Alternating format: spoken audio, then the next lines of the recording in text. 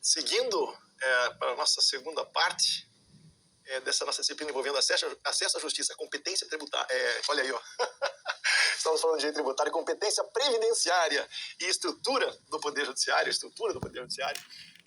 Separei aqui duas súmulas apenas para fixar as noções relativas à competência para processamento e análise das ações acidentárias. Veja que tanto o Supremo quanto o STJ, por súmulas, isto é, entendimento consolidado e consagrado no âmbito desses tribunais, estabelece: súmula 501 do Supremo Tribunal Federal. Compete à Justiça Ordinária Estadual o processamento e julgamento, em ambas as instâncias, das causas de acidente de trabalho, ainda que promovidas contra a União, suas autarquias, empresas públicas ou sociedades de economia mista. A súmula 15 do SJ, no mesmo sentido, e também não poderia ser diferente, diz: compete à Justiça Estadual processar e julgar os litígios decorrentes de acidente do trabalho. O que está se colocando aqui é que, seja ação de concessão de benefício, restabelecimento de benefício ou revisão de benefício, a competência será da Justiça Ordinária Estadual ou da Justiça Estadual. E é uma coisa interessante, porque há algumas ações revisionais. Você imagine, ao tempo que nós estamos aqui, o Supremo Tribunal Federal ainda não definiu, né, a sorte da chamada revisão da vida toda, né? Você deve ter ouvido falar ação revisional da vida toda. É uma análise, um recurso que está afetado à repercussão geral. O Supremo já reconheceu o direito dos segurados, depois voltou atrás em embargos declaratórios. Isso é o tema repercussão geral 1102. Bom, é uma questão estritamente de direito. É uma ação de revisão de benefício, onde está em discussão quantos salários de contribuição devem compor e quais salários de contribuição devem compor o período básico de cálculo, né, para o cálculo do salário-benefício, para a definição da renda mensal, da prestação previdenciária, da aposentadoria, enfim. É uma questão que não diz respeito ao fato gerador da concessão do benefício. Pouco importa se decorrente ou não de acidente de trabalho, né? No entanto, o Supremo diz que se o benefício, se a prestação for de natureza acidentária, e aí vamos lá para a espécie dos benefícios, vamos ver que ela tem ali auxílio-doença acidentário, auxílio-doença previdenciário, a mesma coisa aposentadoria por incapacidade permanente, a mesma coisa auxílio-acidente, pensão por morte. Se decorrer a concessão do benefício de um acidente de trabalho, a competência será da Justiça Estadual, ainda que a revisão nada tenha a ver com isso. Eu coloco aqui na sequência e faço a sugestão de que leiam, na Lei 8.213 de 91, que é a nossa lei regente do regime geral da Previdência Social, o principal diploma legal do regime geral da Previdência Social, embora tenhamos outras leis esparsas que nos auxiliem para o dia a dia no direito previdenciário, mas na Lei 8.213, artigos 19 a 21, eles vão definir ali o que é acidente de trabalho, o que se considera acidente de trabalho, e aquilo ali você tem que ter presente para entender a natureza, até para um encaminhamento no processo administrativo. Acidente do trabalho, diz o artigo 19, é o que ocorre pelo exercício do trabalho a serviço de empresa ou de empregador doméstico. Eu deveria ter negritado o de empregador doméstico, porque até pouco tempo atrás não se reconhecia o direito a prestações acidentárias ao empregado doméstico, né? Isso vem apenas com a lei, com o Estatuto do Empregado Doméstico. Então, a serviço da empresa ou de empregador doméstico ou pelo exercício do trabalho dos segurados referidos no inciso 7º do artigo 11 desta lei. O inciso 7º do artigo 11 dessa lei menciona o segurado especial, o produtor rural, o pescador artesanal, que exerce a sua atividade individualmente ou em regime de economia familiar, sem a contratação de empregados permanentes, explorando, quando o produtor rural, imóvel não superior a 4 módulos fiscais, né? Quer dizer, o segurado especial e direito dos trabalhadores rurais não é um tópico à parte, é um módulo à parte, né? Tamanhas as discussões que há relativamente a esse tema. Então, qual segurado poderá fazer jus aos acidentes do trabalho? É o empregado, é o empregador doméstico, é o trabalhador avulso, porque o trabalhador avulso que presta serviço à empresa, ele tem, por equiparação constitucional, os mesmos direitos previdenciários do segurado empregado, trabalhador avulso, empregado doméstico e o segurado especial.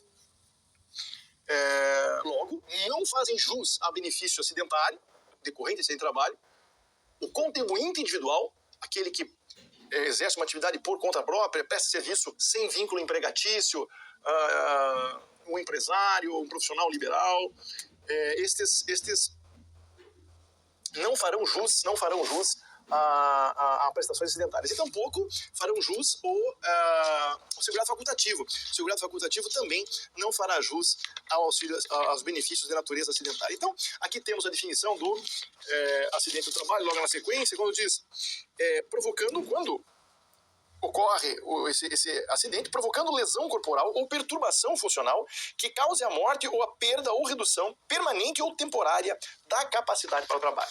Então temos aqui o artigo 19 conceituando o acidente de trabalho. Assim definida, então, a orientação dos tribunais superiores em relação às ações de natureza acidentária.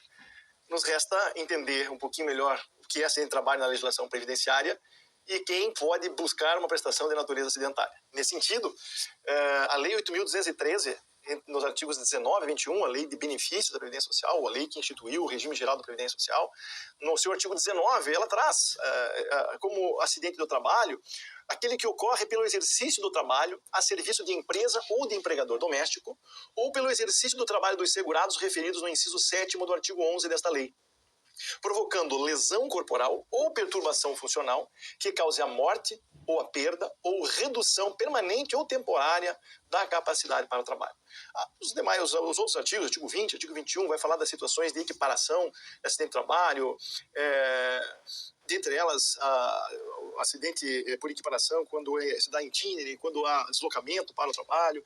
Mas o que eu gostaria de chamar a atenção em relação a esse ponto ainda é que os segurados que poderão buscar uma prestação de natureza acidentária ou farão jus a benefícios chamados acidentários, isto é, decorrentes desse acidente de trabalho, são o segurado empregado, com vínculo empregatício para uma ou mais empresas, ou o segurado trabalhador avulso, aquele que presta serviço a uma ou mais empresa sem vínculo empregatício, mas a sua contratação se dá por órgão gestor de mão de obra ou pelo sindicato da categoria, e o trabalhador avulso, na legislação previdenciária, ele tem uma equiparação em relação a todo, por garantia constitucional, ele tem todos os direitos ou os mesmos direitos do segurado empregado. Então, pode-se dizer que o tratamento previdenciário que se destina a um segurado empregado é o mesmo que se dá ao trabalhador avulso. A única distinção que há na legislação previdenciária é quando se fala do termo inicial de benefício, que para o segurado empregado, veja, por exemplo, o artigo 49, da Lei 8.213, ali está falando de um início do benefício a depender de quando se dá a rescisão do contrato de trabalho. Então, são situações excepcionais de distinção. E é uma boa dica para nos situarmos em relação aos direitos dos trabalhadores avulsos. Então, empregado, trabalhador avulso, também o segurado especial, que é este segurado do inciso 7º, o produtor rural, o pescador artesanal, que exerce sua atividade individualmente ou em regime de economia familiar, sem contratação de empregados permanentes, e se explora a atividade agropecuária, não pode ser numa extensão superior a 4 módulos fiscais. Ali toda uma discussão jurisprudencial, são vários temas envolvendo a figura do segurado especial. Certamente, algumas sementes muito boas foram plantadas nesse curso relativas aos direitos dos trabalhadores rurais, sim, especialmente o segurado especial. E a novidade desse artigo 19 aqui é a presença do empregador doméstico, né? Indicando que o empregado doméstico também poderá ter reconhecido seus direitos, benefícios acidentários. Nós poderíamos perguntar assim, tá, mas tem alguma distinção, né?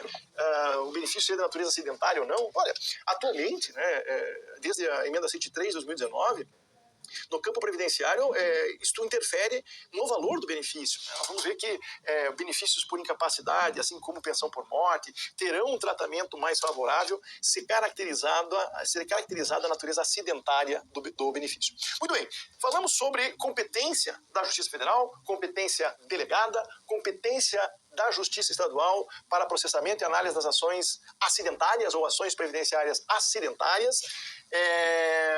Lembrando que, nesse caso, recursos vão para o Tribunal de Justiça para a análise da ação acidentária e não para o Tribunal Regional Federal competente. Vamos agora para a estrutura do Poder Judiciário Federal, estrutura e competência da Justiça Federal, nosso tópico, e agora então um pouquinho da estrutura. Eu coloquei aqui Justiça Federal Comum e Juizados Especiais Federais, nessa dualidade do Poder Judiciário Federal.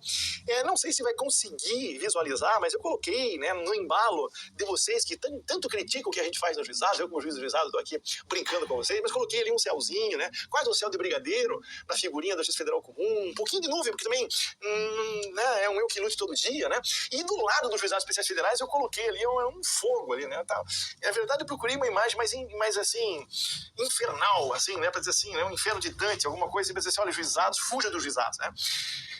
Bom, isso aqui ainda estou no contexto da brincadeira, né? Então estou no contexto da brincadeira e não vai aqui também nenhuma crítica de maneira alguma, né, aos dignos operadores, magistrados, servidores e demais colaboradores que funcionam no sistema dos juizados especiais federais. Mas temos aqui a dualidade. Essa segunda figura dos juizados especiais federais vem numa onda de acesso à justiça, também para facilitar o acesso à justiça, para aproximar o Poder Judiciário das pessoas mais vulneráveis. É claro, os juizados especiais federais não têm apenas competência em natureza previdenciária, foram pensados não apenas para ações previdenciárias, mas principalmente para as ações previdenciárias, para os segurados e seguradas da Previdência Social. A maioria dos feitos que tramitam os juizados especiais federais, ela é de benefícios relativo a benefícios previdenciários. E aqui nos cabe ver a competência dos juizados especiais federais, né? Então, instituídos no ano 2001, era para ser assim o resgate de legitimidade do Poder Judiciário Federal, que era à época, imagine, há 23 anos atrás, ele era considerado uma justiça quase de elite, uma justiça de grandes empresários para as ações tributárias, de crimes envolvendo sistema financeiro, crimes envolvendo a participação da Polícia Federal, porque atrai moeda falsa, evasão de divisas. Isto era percebida como uma justiça elitista e distante do comum das pessoas. E, no entanto, né, a Justiça Federal sempre teve, na sua competência civil, causas importantes para a cidadania. Nós estamos vendo ações previdenciárias, mas são ações envolvendo sistema financeiro de habitação, são ações envolvendo empresas públicas mais diversas. Imagine aqui efeitos contra a Caixa Econômica Federal, ação envolvendo fornecimento de medicamentos. Quer dizer, assim, sempre também teve a sua faceta social. Apenas que isso é colocado em evidência e potencializado com o advento dos juizados especiais federais, que foram instituídos por força da Lei 10.259 de 2001, e que passaram a funcionar a partir do início do ano de 2002. A Lei 10.259 de 2001 é a Lei dos Juizados Especiais Federais, que eu coloco no slide aqui, é uma aplicação subsidiária da Lei 9.099 de 95, que é a Lei dos Juizados Especiais, de maneira geral, os Juizados Especiais Estaduais, e, claro, também com aplicação subsidiária naquilo que não conflitar com o Código de Processo Civil. Então, até quando vieram os juizados, havia discussão se aplicaria ou não, né, o CPC para as ações que tramitam nos juizados, se aplica sim, apenas quando for contrário aos princípios dos juizados, quando a norma engessar demais o processo. Os juizados foram feitos para conduzir os feitos de maneira informal, célere, oral, sem custas, né, para a cidadania. E é óbvio que as normas do processo civil que nesse sentido dispuserem também serão aplicáveis. Aliás, veja, não tem sentido, né, dizer que não são aplicáveis as regras do CPC nos juizados, porque até a organização de uma audiência, o desenvolvimento de uma audiência, a instrução, quem é que é ouvido primeiro a parte autora, depois a parte ré, depois as testemunhas, né, depois o juiz, antes disso o juiz propõe acordo, né? Então, quer dizer, há todo um procedimento que é ditado pelo CPC. Estou dando aqui um exemplo, mas isso se aplica de maneira geral, especialmente, né, após também toda uma trajetória de reformas do Código de Processo Civil, tendentes essas reformas para tornar o processo civil célere, informal, efetivo, eficaz, com menos formalismo, né? E isso encontra o ápice com o Código de Processo Civil. Então, não há sentido dizer que não tem aplicação subsidiária ao CPC para os juizados especiais federais. A competência, vamos lá. O artigo 3º da Lei 10.259 diz que compete ao juizado especial federal civil, então, competência da natureza civil, tem competência criminal também, nos interessa aqui a civil, processar, conciliar e julgar causas de competência da Justiça Federal até o valor de 60 salários mínimos, bem como executar as suas sentenças. Então, temos aqui o recorte. O que vai definir se a competência é da Justiça Federal comum ou dos juizados especiais federais é o valor da causa. O valor da causa está essencialmente relacionado ao proveito econômico.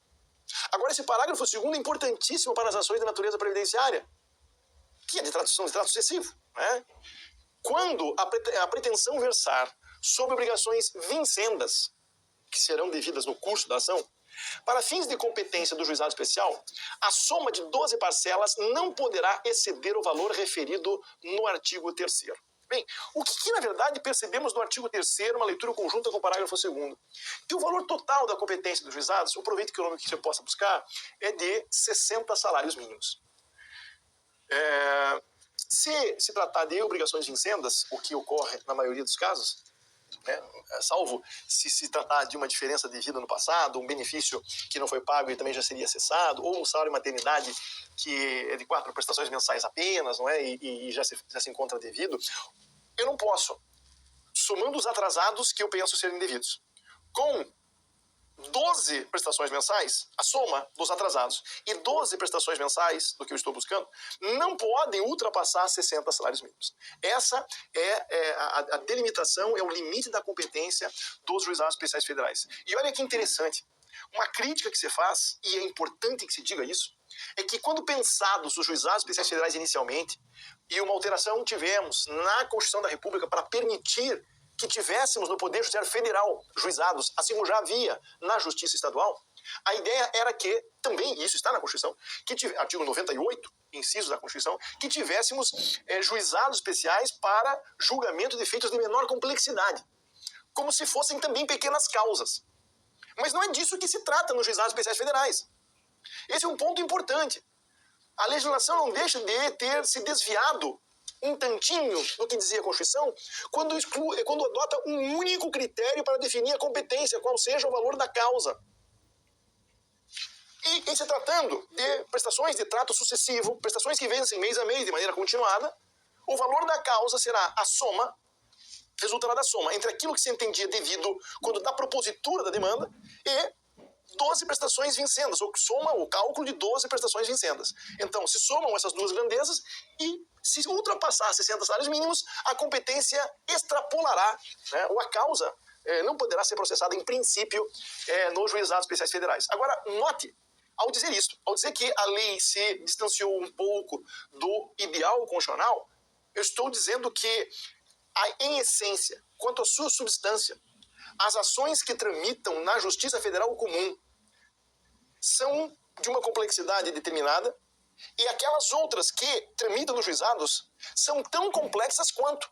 Elas não são mais singelas, elas não são mais simples, elas não são menos dependentes de perícia judicial, por exemplo.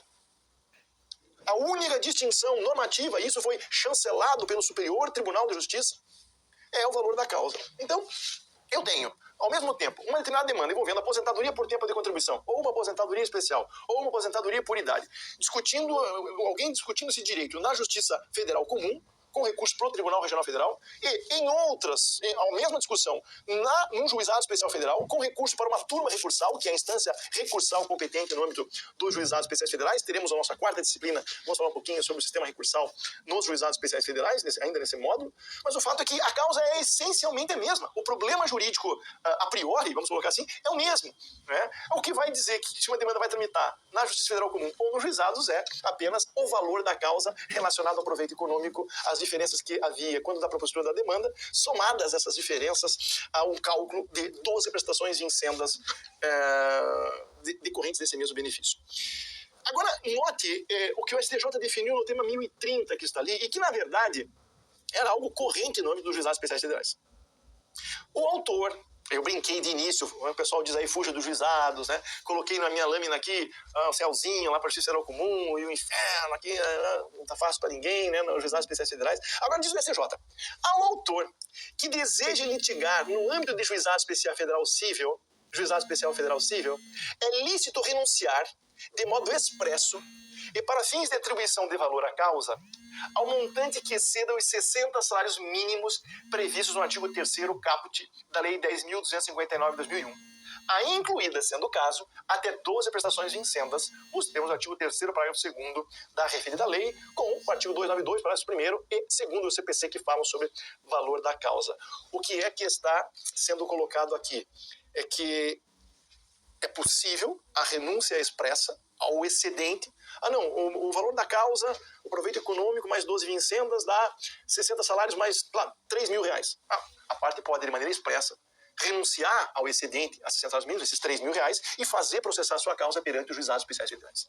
Havia um tempo, quando da instituição dos juizados, que havia vantagens. Os juizados, por exemplo, eles foram, essa lei 10.259 de 2001 foi a primeira a mitigar tradicionais privilégios da fazenda pública em juízo. O Estado, quando litiga em juízo. Você sabe, na Justiça Federal, na Justiça Comum, prazo diferenciado para contestar. Ao tempo dos juizados era em quádruplo, prazo em quádruplo para contestar. Então, se a parte, se o particular tinha 15 dias para contestar, o Estado, o INSS, tinha 60 dias, era 4 vezes.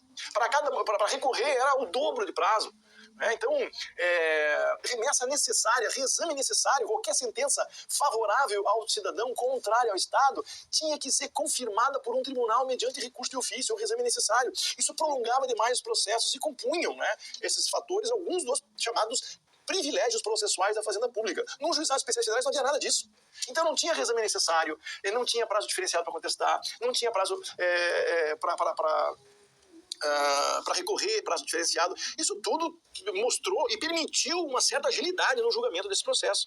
E nós tivemos o nosso momento de paixão, e alcançamos rapidamente a legitimação social e o sucesso. Mas os juizados acabaram se tornando mais formalistas, muitas vezes, que a própria Justiça Comum, mas se valeram muitas vezes da informalidade para encurtar possibilidades probatórias, diminuindo direitos probatórios dos particulares. Então, mas diz o STJ, olha, mas se você, enquanto tem muita gente buscando um jeito de ir para a competência delegada para driblar a competência dos juizados, se você insistir que quer os juizados especiais federais, eu estou aqui brincando, você pode renunciar ao excedente de 60 salários. Na verdade, a lei dos juizados especiais federais traz 2 momentos para renúncia a valores devidos ou supostamente devidos ao particular contra, no caso, o INSS. O primeiro é antes da propositura da ação.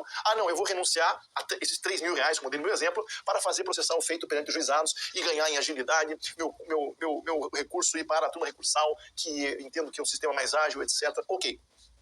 O segundo momento é lá adiante, que aliás era uma grande vantagem dos feitos dos juizados especiais federais, era lá no cumprimento da sentença.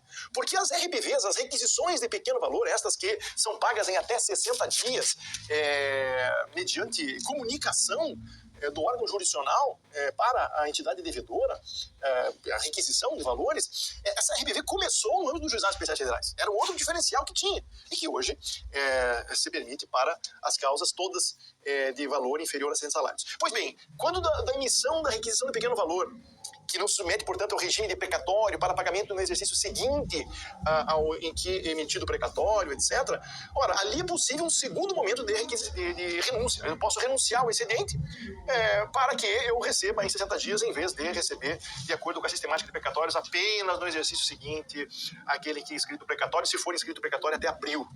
Agora até abril. Bem, meus caros, aqui então, sobre a competência dos juizados especiais federais, me parece um ponto importante, e eu queria, para fechar essa parte ainda sobre a competência e sobre a renúncia que está aqui, destacar o seguinte ponto. O STJ fala da renúncia expressa dos juizados especiais ao excedente para tramitar nos juizados especiais federais. Não há renúncia tácita, diz a TNU.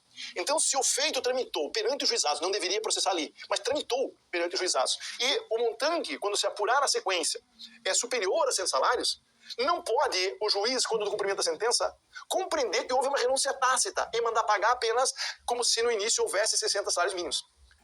Não, essa renúncia tácita não existe. Então, tramitou o processo, não houve renúncia expressa. O valor da sentença deve ser respeitado quando do cumprimento da sentença, não há renúncia tácita. E um outro ponto, apenas para tirar uma confusão que possa haver ainda sobre a competência, é que se exige que seja 60 salários mínimos quando do início do processo. Mas é claro, os processos podem durar 2, 3 anos.